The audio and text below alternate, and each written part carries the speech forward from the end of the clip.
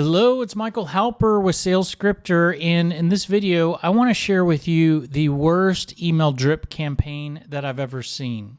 And this is email one. A lot of things not great about this email, but I'm really not going to focus on that. I want to focus on how this salesperson follows up on his first and main email to me. 2 days after email one, he sends a one-sentence email saying, just making sure you saw this. 1 day later, I've reached out a couple of times, but I haven't heard back. I'd appreciate a response to my email below. I'm sure you're busy, but if you could respond to my email below, I can cross this off my list. 1 day later, should I stop bothering you? Now, I know if you're watching this video, you would probably never send an email drip campaign this bad. And there's a lot of things I could really dive into about these individual messages that I'm not real crazy about. But I'm not going to do that in this video. I'm going to treat this as an opportunity to discuss one email follow-up concept that I see almost every day, and that is the "did you read my email" follow-up approach, which is basically sending one email with all the information that you want to send or that you've composed, and then following up your main email with short follow-up emails that basically just point back to email one. And like I said, I get these almost every day. And here are some actual messages that I've copied from my inbox. Did you read my email? I recently sent you a couple of emails. Did you see them? Michael, did you receive my previous message? I sent you an email a while back and I haven't heard from you. I'm sure you're busy, wanted to bump this up. I know you're busy, just making sure this email didn't get buried. So when I receive these, I kind of shake my head because it's just not a great follow-up approach for a couple reasons. First of all, the prospect has no obligation to the salesperson in terms of reading the email you sent or reporting back as to the status of whether they've received the email or if they've read it or not. And the tone it sets with the prospect, I see it as being similar to a manager asking an employee the status of a task. Hey, have you had a chance to do that yet? And that's the last dynamic that you'd want to create with a prospect that you're trying to build rapport with. The other thing is that you're asking this question that creates this friction, and the answer to the question does not even really help the salesperson. If you ask a prospect, did you read my email or did you receive my email? How does that answer benefit the salesperson? If the answer is yes, does that improve the position for the salesperson and the action that they can take? Or if the answer is no, does that change anything? There's no advantage to having the answer to this question, so why ask the question, especially if the question is going to create friction between you and the prospect? Why even use valuable real estate or time to ask this question when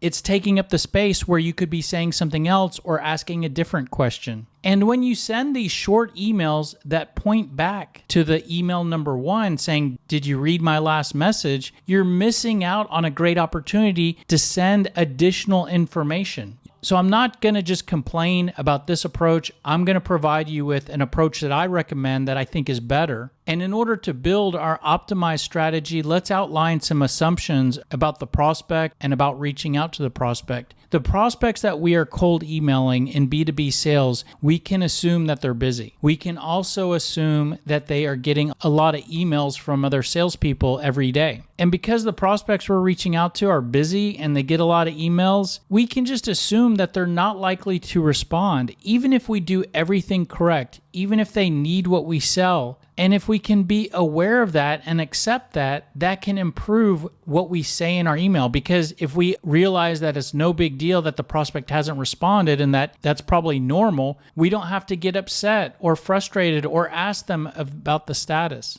And we can operate with the assumption or understanding that the prospect is under no obligation to us to read our email, to reply to our email, or to ever provide us with the status as to whether they've read it or not. So if you agree with those assumptions and if you think those are fair, here is a strategy that is built on the foundation of those assumptions. Because our prospects are busy and get a lot of emails and it's difficult to get them to respond, we're just going to keep emailing them. So we don't care whether they read our email because we're going to email them again. We're going to keep emailing them. And we're not going to refer to the other emails. We're not going to ask about them. We're not going to point out the fact that they haven't replied. And because we know right out of the gate, we're going to email this person multiple times. What we can do is we can create the complete story that we want to tell the prospect and then divide that story into individual chapters and then put each chapter into an individual email. And each email can be independent. So it doesn't matter that they didn't see email 1 or email 2 because we're just going to keep emailing them and keep telling our story. And this is what it could look like. This is one of the standard email campaigns that we create with our clients or that we provide in our software. But this is a 6 email campaign. And I'm going to show you what each of these emails looks like. Now, this is 6 emails. That's kind of the baseline or starting place for when we first create email campaigns with our clients. But certainly you can build off of that and make yours longer. For example, this is my personal email campaign, which it's 9 emails. But I'm going to actually show you what these email templates look like and what this email campaign looks like. So what I did is I went through our sales message brainstorming process and created a sales message for search engine optimization. And going through each of those steps creates what we refer to as building blocks.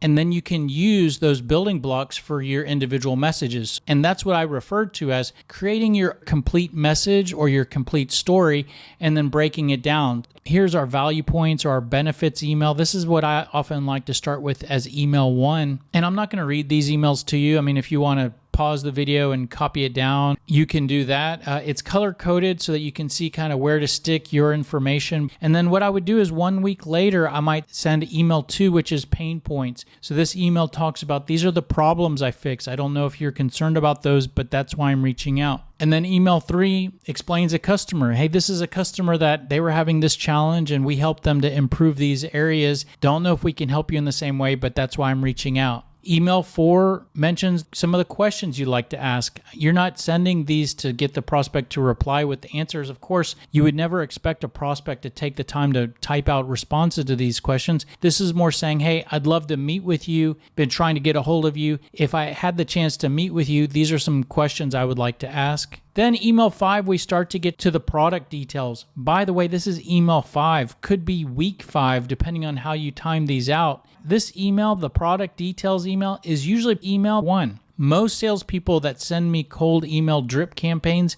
they send a long product email. And then email number 2 is the did you read my email follow-up message, 1 or 2 sentences pointing back to email 1. So hopefully you can see already how at least a few elements of this approach should be an improvement. And then email 6 is a last attempt email. Certainly you don't have to send a last attempt email, but this is just a template that we're giving you to kind of close it out if you do want to walk away at a certain point. And this email goes back to the benefits. So we started with the benefits in the series, and this email, we kind of end with the benefits. Hey, haven't been able to connect, and I thought I would try you one last time, reaching out because we help create these improvements, and then talking about the improvements that you deliver. So hopefully that gives you some ideas for your email drip campaigns. And if that does help you and you want to return the favor, very easy to do. All you have to do is simply like, comment, share this video, subscribe to our channel. Any of those help us and none of those cost you anything. If you like these tips, you may want to follow us on any of these social platforms. We post daily sales tips. If you like this and you want more, everything that I talked with you here today about is part of the SMART sales system. SMART stands for sales messaging and response tactics. And as you can see, the approach for creating the email campaign was starting with creating the message, creating the story. And that's the foundation of the SMART sales system, is creating that sales message. And once you have that foundation of all the key things that you want to communicate, it's real easy to progress to level 2, which is your scripts and your email templates. As you can see, if you wanted to use our email templates that I provided here, it's real easy to fill those in if you have your sales message. And once you have your emails, then it's about launching your email campaign and following up on those emails, possibly with calls, and that's all level 3. Now, if you want to implement the SMART sales system, the good news is that you can do it for free because it's all on YouTube. All you have to do is go to this playlist on our channel, the SMART sales system, Sell Smarter, Not Harder, and there's a video that will take you through each step of the way. And the the reason why we give away our sales methodology for free on YouTube is because all of this does align with the product that we do sell called Sales Scripter. Sales Scripter aligns with this. For example, level 1 is creating your sales message. There's an area of the Sales Scripter software called the Sales Message Builder that takes you through the process of creating your sales message step by step. And once you have your sales message in the Sales Scripter software, your sales message is then loaded up into a library of sales scripts and email templates. You'll get cold call scripts filled in with all of the key points and key questions. You'll get a full library of email templates. Here is the cold email series that I showed you in this video. Your value message, pain message, customer example message. And this email series is all generated by the software filled in with your sales message. If that's interesting, but you still don't know what to do, you may want to check out my book, The Smart Sales System, Sell Smarter, Not Harder, and you can get a copy on Amazon here. That's pretty much it. If you want more information or want to contact us, the best place to go is salesscripter.com. Thanks for being here. Have a great day. Take care. Bye.